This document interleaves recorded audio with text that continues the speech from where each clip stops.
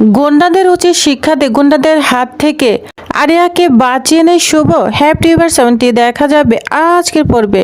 বিস্তারিত জানতে ভিডিওতে একটি লাইক দিয়ে পুরো ভিডিওটি দেখতে থাকুন।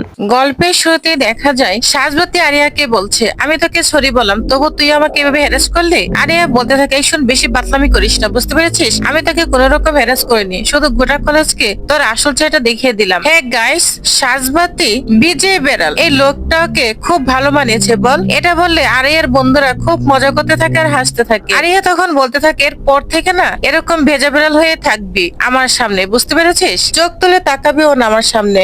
ঋষি তখন বলতে থাকে, আমার বন্ধু তোমাকে সরি বলছে, তবু তুমি কেন এরকম করছো, একে ছেড়ে দাও না। তখন আরিয়া বলে, শুন বোনের চামচা, বোনের নামে সালিশি করতে আসলে না বোনের থেকেও তোকে খারাপ অবস্থা করে দিব। আজ তখন আরিয়াকে বল, আমি জানি রিয়া তোমার লাইফটা না আসলে খুব সেট, সেজন্য তুমি তোমার রাগ খারাপ লাগা এগুলো অন্যদেরকে অপদস্থ করে বের করো। যা শুনে আরিয়া অবাক হয়ে সাজের দিকে তাকিয়ে থাকে। সাজ তখন বলে, আজ থেকে আমি তোমার জন্য ভগবানের কাছে প্রে করব, যাতে তোমার জীবনটা আমাদের মতো সুন্দর হাসি খুশি হয়ে যায়। তাহলে কি হবে বলো তো?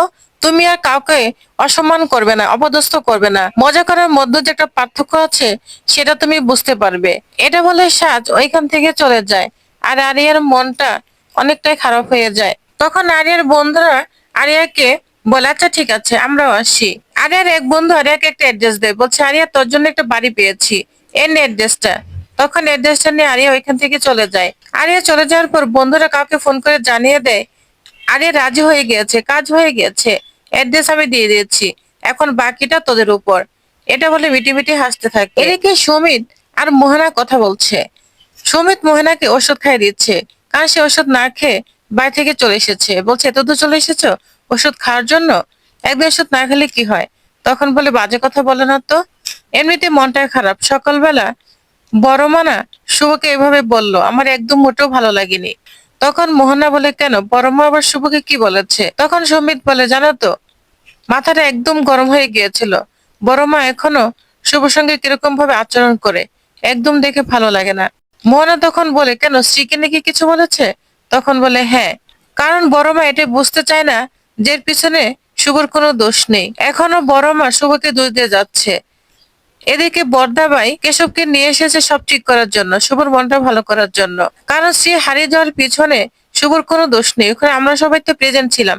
পুরোপুরো দোষটা তো শুভর উপর বর্তায় না, আমাদের উপরও বর্তায়। তখন মনে বলে, সত্যি আমাদের সবার চোখের সামনে কিভাবে মেয়েটাকে নিয়ে চলে গেল, তাই না? সেদিনের কথা মনে পড়লে না এখনো গায়ে কাটা দিয়ে আসে। তখন মোহনা সেই স্মৃতিগুলো মনে করতে থাকে, কিভাবে স্ত্রীকে নিয়ে চলে গিয়েছে।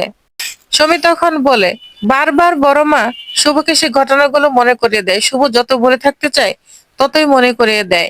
আর ওই গুরুদেবকে না মনে হয় একদম গিয়ে মেরে ফেলি। তবে অনেকদিন হয়ে গিয়েছে, এতদিন হয়তো মরেও গিয়েছে। শুভ তখন মনে মনে বলতে থাকে, আজ অব্দি সবাই এই ঘটনাটা গুরুদেবের ঘটনাটা বলে দায়ী করে, কিন্তু আমার মনটা না বারবার অন্য একটা সন্দেহ উকি মারে। সেদিনের স্মৃতিগুলো মনে করতে থাকে মোহনা, কারণ ওই দিন একই দিনে আকাশ তাকে ডেকেছিল। মোহনা তখন আকাশকে বলে, আমাকে এখানে কেন ডেকে পাঠালি দাদা? তুই জেল থেকে কবে ছাড়া পেলি? আর হঠাৎ আজকে এভাবে বাড়ির পিছনে আমাকে তোর সাথে দেখা করতে কেন বললি? তুই জানিস তো আমাকে সবার চোখের আড়ালে অনেক লোকে এখানে আসতে হয়েছে। তখন বলে, শুভলক্ষীর প্রতি কৃতজ্ঞ হবো, তাই তো? আর সেজন্য সবকিছু বিকিয়ে দিচ্ছিস? তখন মোহনা বলে, বিকিয়ে দেইনি দাদা, একটু ভালো থাকার চেষ্টা করছি। আর সত্যি বলবো, জীবনে প্রথমবার না আমি ভালো আছি রে, আমি ভালো আছি, সত্যিই ভালো আছি। তখন আকাশ বলে, আমি সত্যি বুঝতে পারছি না মোহনা, তুই ঠিক আছিস নাকি তোর মাথাটা ঠিক আছে? তখন মোহনা বলে, তুই নিজে পাল্টি খেয়ে গেলি? আর কেউ জানুক না জানুক, আমি কিন্তু জানি তুই সুমিতকে বিয়ে করেছিলি শুধু প্রতিশোধ নেওয়ার জন্য। তখন মোহনা বলে, আরে ধ্বংস করা প্রতিশোধ না, এই খালার বক্তব্য না, আমি নিজেকে হারিয়ে ফেলেছিলাম দাদা। আমি ভুলে গিয়েছিলাম যে আমিও একটা মানুষ, নর্মাল একটা মেয়ে। আমিও জীবনে একটু ভালোবাসা চাই, স্বামীর সন্তান নিয়ে একটু সেটেল ফিল করতে চাই। তুই, আমি না দাদা সত্যি সুমিতকে খুব ভালোবেসে ফেলেছি। তুই তো সারা জীবন প্রতিশোধ, হিংসা, ক্রোধ এগুলোতেই থেকেছিস, ভালোবাসা কি বুঝিসনি। তবে আমি বুঝতে পেরেছি, আর তোকে হয়তো চাইলেও আমি বোঝাতে পারবো না। তবে বললাম না, সুমিতকে আমি সত্যিই খুব ভালোবাসি, সুমিতের জন্য আমি আমার জীবনটাও না দিয়ে দিতে পারবো। আর জানিস তো, শুভলক্ষ্মী আমাকে বলেছে সুমিত না আমায় মনে মনে ভালোবাসে, কিন্তু ও সেটা নিজে বিশ্বাস করতে পারে না। আসলে ও আমাকে বিশ্বাস করতে পারছে না। তবে আমি নিজেকে না বদলে ফেলে সুমিতের ভালোবাসা একদিন অর্জন করবই। আকাশ তখন বলে, তুই কি করে এত পাল্টে গেলি?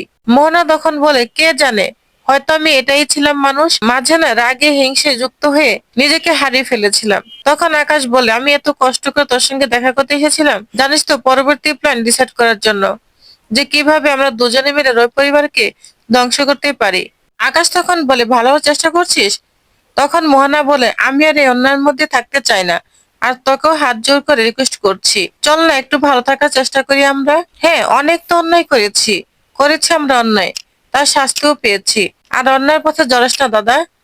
তখন আকাশ বলে, ইম্পসিবল, ভবিষ্যতে এ ধরনের কথা আমার সামনে উচ্চারণ করবি না, ওয়ার্নিং দিচ্ছি। আজকের দিনটা আমার জন্য খুব স্পেশাল জানিস তো।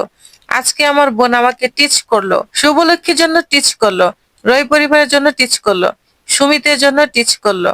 যে বোনকে আমি জন্ম থেকে সন্তানের মতো বড় করেছি, সমস্ত বিপদ থেকে তোকে আগলে রেখেছিলাম, আজকে তোর আমার পাশে থাকার দরকার ছিল মোহনা, আমার জন্য দরকার ছিল। আর সেই সময় তুই কি করলি?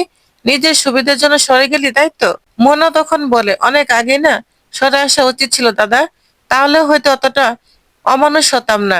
আজকে আমি আরো একটা ডিসিশন তোকে জানিয়ে দিচ্ছি, বলতে বাধ্য হচ্ছি। আজকে এই মুহূর্ত থেকে না তোর আর আমার পথটা আলাদা। যা শুনে আকাশ তো অনেক অবাক হয়ে যায়। তখন মোহনা বলে, তোকে আমি আরো একটা কথা বলে দিচ্ছি, তুই যদি শুভলক্ষ্মী বা আমার পরিবারের কারো ক্ষতি করতে চাস না, আমি কিন্তু সেটা কখনোই হতে দিব না। তার জন্য যদি আমাকে তোর এগেনস্টে লড়তে হয় তাই লড়বো। তখন মোহনা বলে, লক্ষ্মী বউ হয়ে থাকবি তো এই পরিবারে, তুই আমার এগেনস্টে লড়বি, তাই তো? আমি একটা কথা তোকে আজকে বলে দিচ্ছি, শুভলক্ষ্মীর জন্য আমার জীবনের সব থেকে কাছের মানুষকে মানে তোকে হারাতে হয়েছে, তাকে আমি শেষ করে দিব, বিশ্বাস কর। এমন ক্ষতি করব যখন চোখে জলও আসবে না, এটা আমার চ্যালেঞ্জ। ভালো থাকিস মোহনা। নিজের কাছের মানুষকে হারানোর যে কষ্টটা আজকে আমি পেলাম, ওই একই রকম কষ্ট আমি শুভকে দিব। এ নিয়ে ভাবতে থাকে মোহনা। তখন সুমিত বলে, কি হলো ম্যাডাম, কোন ভাবনায় ডুবে গেলেন? আচ্ছা মোহনা, আমি চলে যাচ্ছি। তখন মোহনা বললে, ঠিক আছে।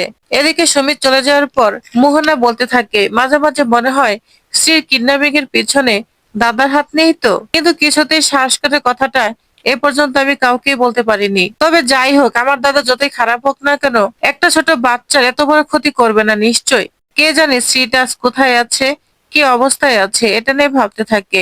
অন্যদিকে দেখা যায় আরিয়া সে অ্যাড্রেস অনুযায়ী চলে এসেছে, বলছে, এই এলাকাটা আমার চেনা চেনা কেন লাগছে, মনে হয় আমি আগেও এসেছি। হ্যাঁ হ্যাঁ, চিনতে পেরেছি, এটা তো রায়বাড়ির পরিবারদেরই এলাকা। না না, এই এলাকায় আমি কিছুতেই থাকবো না। তো ফিরে যেতে চায় আরিয়া, তখনই ভাবে বাড়িও তো পাওয়া যাচ্ছে না, যাই তো একটু দেখে আসি। এই বলে আরিয়া অ্যাড্রেস অনুযায়ী সেই ফ্ল্যাটের দিকে যেতে থাকে। এদিকে শুভ শ্রীর নামে পুজো দিতে এসেছে মন্দিরে। আর তখন একটা ঘন্টি বেজে ওঠে। বলছে, কি ব্যাপার, আমার মেয়ের নামে পুজো করতে এসে আমার কেন আরিয়ার কথা মনে পড়ছে? আরিয়াকে দেখলে আমার মনটা কেমন যেন করে। শ্রী আর আরিয়ার বয়স একই, এর জন্যই হয়তো আমার মনটা খারাপ লাগে। নাকি আরিয়ার সাথে আমার কোনো যোগ রয়েছে? আর তাছাড়া হয়তো ওর মা নেই, ওর বাবা ওকে ঠিক মতো শিক্ষা দেয়নি, ঠিক করে বড় করতে পারেনি, তাই হয়তো মেয়েটার আচরণ না এরকমই হয়েছে। মেয়েটার প্রতি আমি একটা অদ্ভুত টান অনুভব করি। না না, এভাবে না নিজের মেয়ের জন্য প্রার্থনা করতে এসে আমি আর অন্য কারোর জন্যই কথা ভাববো না। দুদিনে চেনা একটা মেয়ে, তার কথা আমার কেনই বা মাথায় আসবে?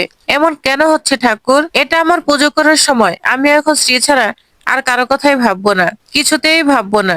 এদিকে দেখা যায় আরিয়ার বাইকের সঙ্গে কারো একটা গাড়ি ধাক্কা লাগে, আর তখনই চিৎকার করে ওঠে শুভ। বলছে, কি ব্যাপার, আমাকে কে যেন মা বলে ডাকলো, কোথা থেকে এই আওয়াজটা আসছে, কিছুই তো বুঝতে পারছি না। তো অস্থির হতে থাকে শুভ। এদিকে আরিয়া বাইক থেকে উঠে বলে, আচ্ছা আপনি কিভাবে গাড়ি চালাচ্ছেন? তখন দেখে আদিকে দেখে তো অবাক হয়ে যায় আরিয়া। বলছে, আঙ্কেল আপনি? তখন বলে, হ্যাঁ এটা তো আমারই এলাকা, তুমি এখানে কি করছো? কিন্তু আরিয়া কিছুই বলে না। তো আদি চলে যাওয়ার পর আরিয়া সে ড্রেস অনুযায়ী চলে যায়। চলে যাওয়ার সাথে সাথে ঘরটা একদম বন্ধ হয়ে যায়। সে চিৎকার করতে থাকে। তখন দেখা যায় কতগুলি গুন্ডা সেখানে তাকে আটকে রেখেছে। এদিকে শুভ ওই পাশ দিয়ে যাচ্ছে, আর একটা মেয়ে চিৎকার আওয়াজ শুনছে। বলছে, কি ব্যাপার, এটা তো অনেক পুরনো বাড়ি, এখানে চিৎকার আওয়াজ কেন পাওয়া যাচ্ছে? কোনো মেয়ের চিৎকার মনে হচ্ছে। তো শুভ পাশে দাঁড়িয়ে থাকে। তো প্রিভিয়াস তাহলে আপনাদের কি মনে হয় এবার কি শুভ আরিয়াকে বাঁচাতে পারবে? তো কি হতে চলেছে নেক্সট পর্বে জানতে অবশ্য আমার সাথেই থাকুন। ধন্যবাদ।